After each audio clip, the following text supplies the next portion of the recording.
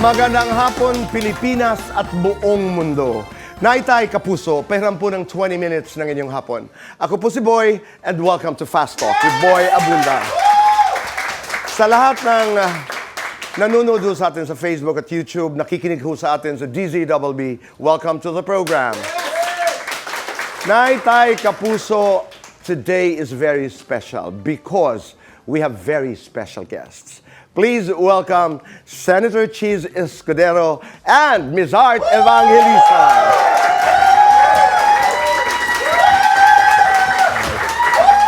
Maraming salamat. Please.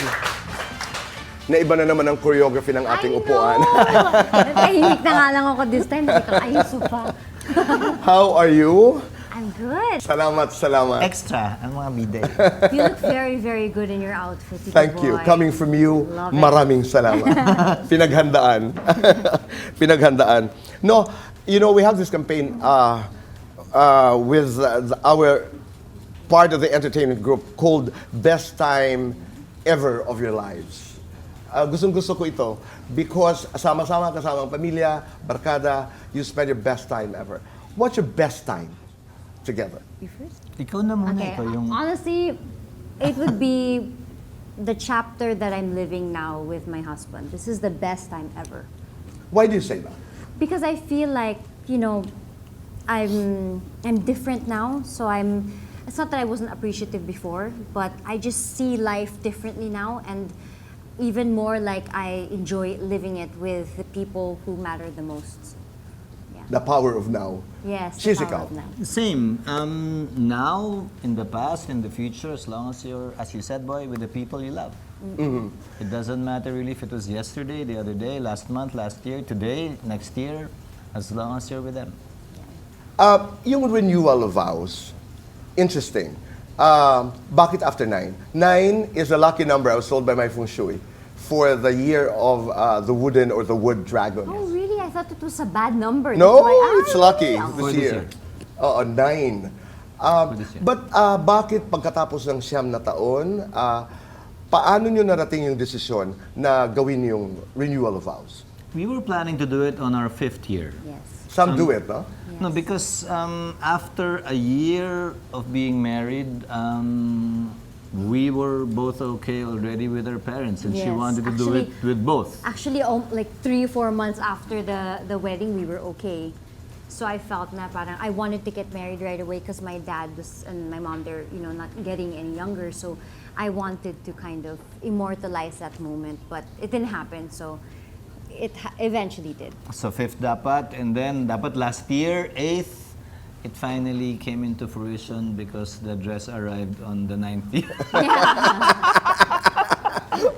Pero ang ganda ng sinabi ng mom mo, 9 years too late, but I made it still. Yes, yeah. I was very happy that she was there. Actually, my dad was going to be there as well, but he had like a health problem a couple of months ago, so he had to travel to the States, and he stayed there to recover. So it was sad, but in a way, it was just, more of like a formality that he was going to be there, but he was there like, even not physically, but he was with us like on the phone. He was very present. But my mom, I'm happy that she was there because she likes to dress up and all of that. But May pinagmanahan. it was important. Yeah, Oo. Kumusta ang daddy? he's much better. He just arrived, and much better. So, at some point with your family, your parents, every moment is very important. So, kung wala man siya doon, basta nakasama namin siya, masaya ako. May video naman siya. May video siya. Pero, I'd love to talk to you about learnings. It was a very public, was it a saga? Because people are interested with you and Chiz. Anong natutunan niyo doon? More for her, I guess, because magulang niya yun. Siyempre, mas masakit yung pinagdadaanan niya kumpara sa akin. But I knew from the beginning that it would be all right. It was just a matter of time. I believed in that. I was confident in that. Kaya lang siya at that time, I didn't niya believe in that. nakikita yun. Hindi ako naniniwala. Hindi ka naniniwala. Kasi siya, napaka-normal ng buhay niya, yung family set. I mean, it's not that my family is normal, yung sister ko. But I feel like we have more of a complicated setup. So, sa lahat ng pinagdaanan ko din with them, it was about my, my love life and everything. It would always be complicated. So for me, parang hindi ko rin inisip na magiging maayos. I just knew at that time there's a point in your life na kailangan mong piliin yung sarili mo and what makes you happy because you're the one that's gonna live your life. So I didn't really think that it would be okay, but I knew that I chose the right person for me and that eventually our love story will tell them otherwise. But alam mo, Chiz, Siguro dahil mas matanda ako, boy, mas marami na ako Okay. nakita, nakilala, at siguro kasabay na rin at dala ng pananampalataya at paniniwala na wala ka namang ginagawang mali o masama. Sa dulo, yun pa rin yung makikita nila. no, did you know because you understood where they were coming from? Yes, overly protective and loving parents. Correct. Kasi yung kanilang diskurso, ika nga, was, we want the best for our daughter. It could have been anybody. It could have been anybody. That's right. And having said that, parang maaayos ito. Yes, only Kasi it time- was coming from a place of love of parents. Exactly. That only I would understand also kung paano nila ako mahalin and how they want to protect me. I understood, but I just, parang naisip ko nung time na yun, it was my turn. I've given up a lot of people in my life in the past for their happiness. It was my time to, be happy. No, I'm talking about this because it doesn't stop there. You are parents. Eventually you become parents and you have to deal with similar problems. Are you as protective to your kids? Am I? Hindi naman Ayun. masyado. Sobrang linit niya. Doon lumalabas yung childhood. Traumas Hindi ko. naman masyado. Nagka-first prom yung anak kong lalaki. They're both 16. Yeah. They're fraternal twins. Nag-first prom siya 2-3 weeks ago. Nag-first party, late night out yung Yes. girl ko about a couple of days ago. But I'm confident that we brought them up well and that they know their limits. How are you with the kids? I'm very good with them. They're really, really good kids. They were brought up very well. Ako pa nga, feeling ko yung medyo parang pumapasok yung pagka-strict ko kasi tatanungin niya kung nakauwi na ba sila. Sabi ko, anong oras na ba? Hindi pa sila umuwi. Kanina pa sila umuwi. No, I was just saying, kasi I know also what the world is and how it is today. I feel like si Chiz, he was always like very, not naman, you weren't sheltered, pero hindi ka rin yung tipong gumigimik, hindi siya tipong ganon. He was always very studious and stuff like that. I've seen what goes on in the nightlife, so I'm always like, not too late, not too ganyan, not here, may ganon ako ng konti. What kind of conversations do you do with the kids? The kids, we talk about K-pop. everything. K-pop, we talk about fashion week. Do you talk about fashion? Yes, we talk about fashion. And they always they say Chessie said, can you tell Tita Heart that her Mugler look was really good? Like, I love the game. She was super cute. So it's nice. It's nice because I feel like, in a sense, it sounds really weird, but I feel like I also grew up with them. Like, I didn't give them the gift of life, but I was there at a certain age. I was still very young. Kumbaga, hindi rin ako masyadong mature nung time yun. And they taught me how to love differently or in a special way. Hindi ko matututunan yun sa iba. So, we have a good No, relationship. they were 5 when they Four. met. 4 when they met Four, her. yeah. Okay. And ano ang reaksyon? Hindi, pinaalam ko yun eh. Pinaalam ko sa kanila when they were 4. When you were Okay. getting married, pinaalam ko rin sa kanila. And how were the kids Actually, reacting? nakakatuwa yung reaction na lang sinabi kong magpapakasal kami. Ang tingin nila magkaka-mami, dagdag na mami sila ulit.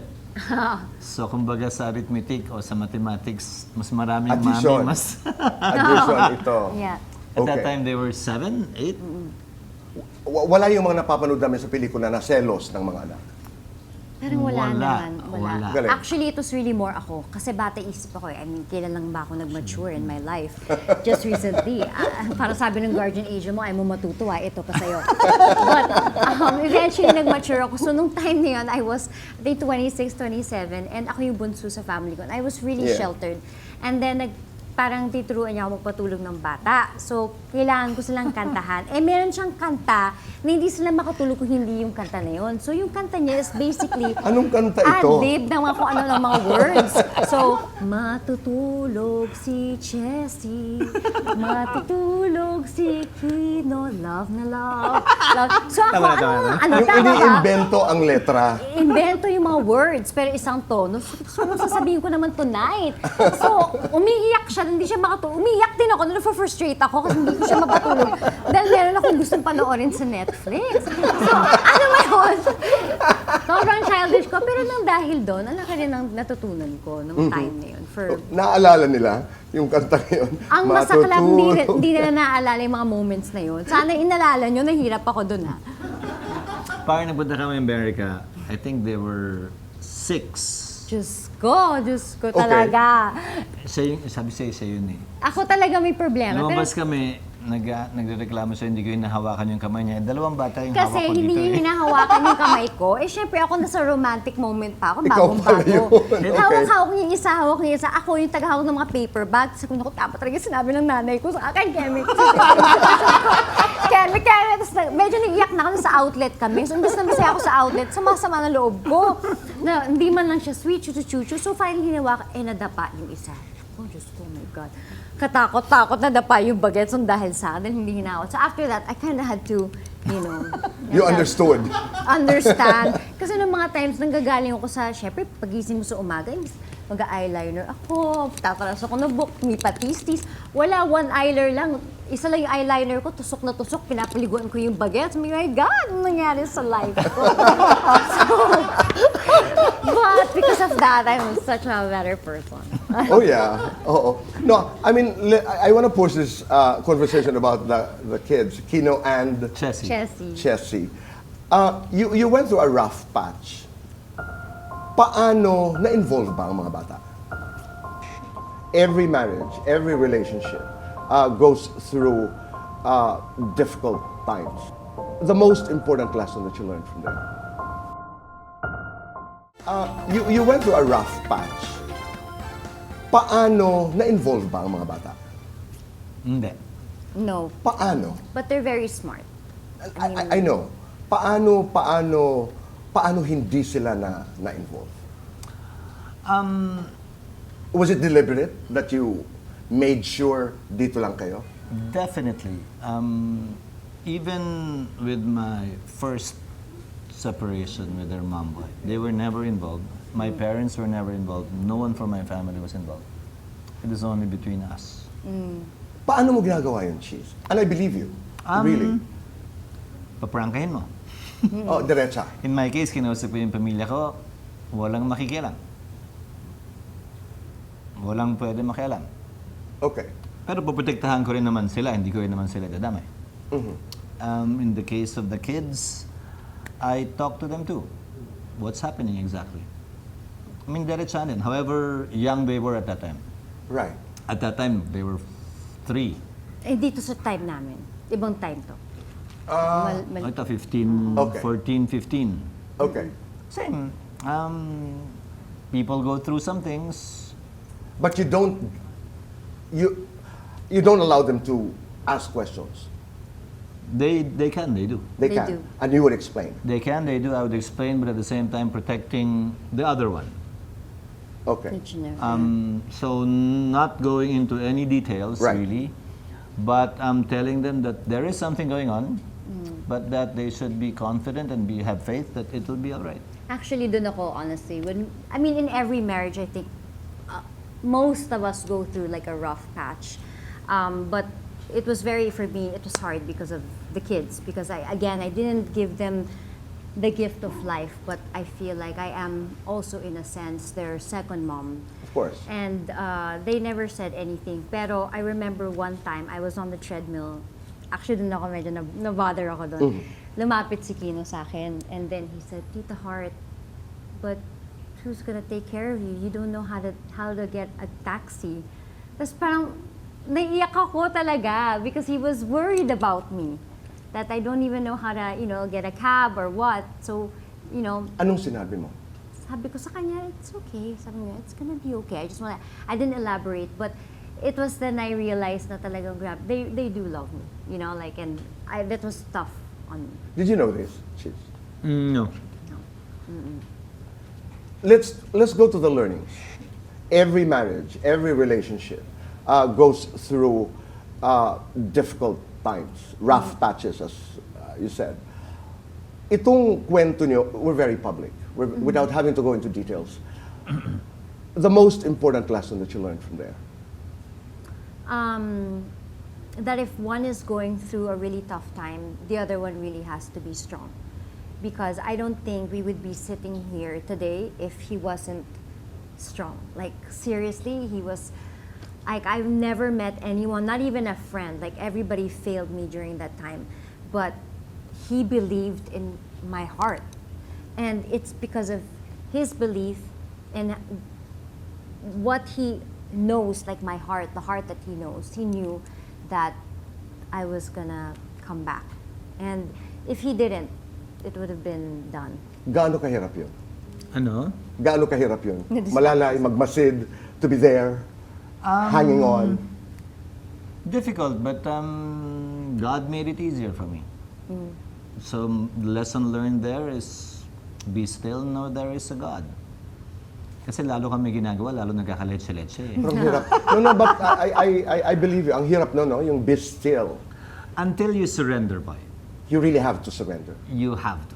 Does it make sense when people say that kahit anong pagdaanan ng mag-asawa, for as long as the love is bigger than the situation, you will prevail? Yes and no. Yes, because, and no, because. Yes, because basta may kahit konti dun sa isa, malaki yung isa, mapupunuan yun. Okay. No, pag walang-wala na, kahit gaano kalaki yung isa, wala na yan. Said ang isa. At least meron kahit maliit na butong pagsisimulan para tumubo uli kung nawala man. Pero kung wala kahit buto, wala na yun. You wanna say something? I agree.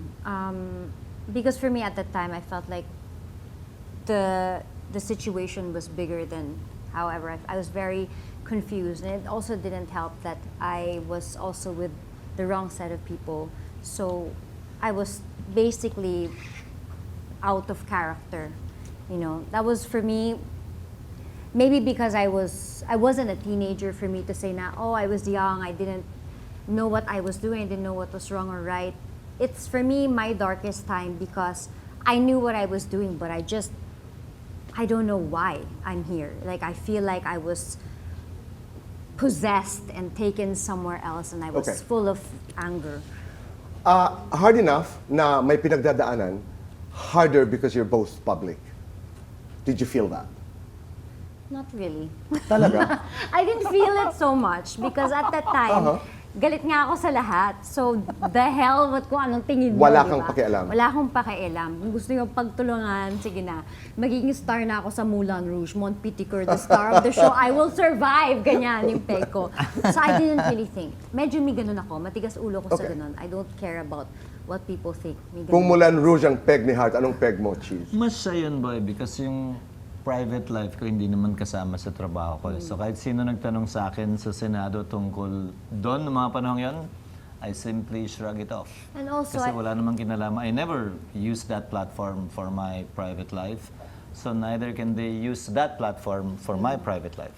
You know, that's a special talent because, Chiz, I have it from very reliable sources that many of your friends in the Senate would go to you and say, alam ko yun, andito lang kami.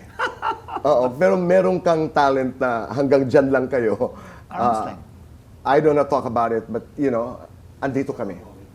And I thank them for that. Diba? Kaya nga kinantsawan ako eh. Kinakantsawan ako palagi doon eh. Oo. Pero believe ako sa kanya kasi he really has a solid personality. Talagang yung pagkatao niya solid siya. Nothing can, hindi mag-waver yung faith niya. Solid siyang tao. Oh, what I'm learning naman from Chiz is that, especially dun sa chapter ng buhay niyo yun, hindi ka nagdadamot sabihin ang dapat sabihin, but you also deliver the message that I'd rather just stay here. May mga nagko-cross naman ng linya, boy. Meron. Palagi namang meron. Meron. Pero may paraan naman para ilagay sa tamang lugar yung tanong na yon nang hindi Tama. nababastusan o nambabastos. Sa tagal ko ba naman dito? Correct. Sa tagal halos nating ng lahat. tanong yata. No, hindi. At saka, Nabato pag na? public policy ang pinag-uusapan, hindi ka nagdadamot. Pag nag-cross doon sa personal, doon ka, it's an art eh. Nang hindi nababastusan yung nagtatanong. Tama. Maraming salamat. Yun lang. I just wanted to hear that because that takes a while. Yes. That takes a while. Sobra, para mapaupo ko nga lang siya sa YouTube channel ko. But Okay, now, let's talk about that. Yung dynamics as a couple. You know, you have this quote, I think in one of the interviews, na nung umpisa ikay hindi nagsasalita, your evolution. Talk more about it. nagsasalita naman ako, pero mas madami lang siyang words dun sa paragraph. Mas madami lang siyang words sa entry ng kanyang submission. Ako Okay. lang. Patapos pala yung sentence ko, naka-paragraph na siya. Kaya hindi na ako sasalita. Hindi, just kidding. But, may sense naman. So, mapapatahimik ka talaga. Kumbaga, he's a lawyer. I do not want to debate. I'll never win. Okay. So, walk out na lang ako. But, I think as you age din, Walk out was what? A defense. walk out was like, I'm so tired of that. Nadudugo na yung ilong ko, hindi ko na kaya makapag-debate dito, itutulog ko na lang to. Kasi tatagal pa eh. Pag nag-add ka pa ng 2 more sentences, iba na yung takbo ng hahaba na. Okay. So itutulog na lang natin. Anyway, tomorrow will be okay. Yun yung style ko. That was before. That was before. Ngayon, But I think now also, because I don't act so much on like the emotion that I was feeling at the time, I'm able to phrase my sentences or what I'd like to tell him in a more direct manner that he kind of gets it without me being sarcastic or anything. So it's different. It's the delivery. Tama? would you like to Delivery. comment on it, Chiz? Hindi yun ang sinasabi niya sa akin palagi. Na Elaborate. yung delivery ko daw masyadong seryosong, parang empleyado daw yung kausap. Sabi ko, hindi, pakinggan mo kausapin mga empleyado ko. Ang tawag ko sa empleyado ko, darling. Teka lang, pag meron siya pinapakuhang bagay, kunwari sabihin natin yung lintik na brush na yan. Maybe yung brush nandun sa nasa kaliwa. Saan yung, sa kaliwa, sa kaliwa. Pero kung sabihin, it's on your left, it's sa kaliwa. Kasi Englishin ko para mas soft. Tatalanta ako, syempre kung tinawagan mo ba, sige nito, not text now, tell her later, I'm just asking, did you, tatalanta ako, syempre, kasi nga, di ba? Noon yun. Ngayon hindi na ako natatalanta. Did I text? I'll check later. Charot! Give me a minute. Yeah. And you finally found your voice, sabi mo. Yeah. How'd you get there? Oh my God, yun na nga, nakulitan na sa akin yung guardian angel ko. Ayaw mo tumigil Ito pa, padalhan pa kita ng walang hiyang tao. Ito pa ulit, ganyan. Until I kind of know, like, without even faking or trying, I can say this and I can stand up for myself, but I'm not being mean. Hindi ako walang hiyang tao just because I said, hindi mo pwedeng gawin yun sa akin. May ganun na. So, now, if you tone it down a little bit, it's still authoritative, but yet you're still very diplomatic about it. So, siguro it comes with experiences. With age. With age as well. No, but finding that voice, Chiz, and sounding differently now. She talks about changing, evolving into the kind of woman that she has become today. How much of that is you? How much of that is me? Siguro mga 10%, mga 5%. Actually. You would think kasi na sa dynamics namin na binibaby niya ako or anything, hindi siya yung ganun na type. So in a sense, he was very tough love. So I had to learn certain things in the real world outside our family. Okay. Actually, may sinabi siya noon, boy. Tough love nga. Sabi ko, kailangan matutunan mo to. Mas matanda ako sa'yo. Paano ka pag wala na ako? Palaging gano'n. Hanggang one time, sinabi niya, yun nga yung point. Kaya andito ka pa, ba't ganyan na? No. Pwede pag dumating na lang yung panahong yun. Sabi ko, may point ka actually. Yun yung hinanakit ko dati. May point ka. Teaching me how to live alone, and I'm so lonely, and that because you're so tough, because you're afraid that one day, naiiyak ako, kakainis. One day, if he passes and I'm left behind, then I'll be alone. But I feel so lonely already now. So now na nandito ka, huwag mo na masyadong patikim sa akin na mag-isa lang ako. Kasi alam ko na naman dadating yun. So that's why he was very tough. Kasi he was trying to build my character, that I'd be stronger when that time comes. Bukas ang pagpapatuloy ng aking exclusive interview kay Senator Chiz Escudero at Heart Evangelista. And you cannot give them the map to your success because people will take advantage. We were expecting a baby, actually. Kailan to, Heart? We found out right before our wedding, so I was actually very sad.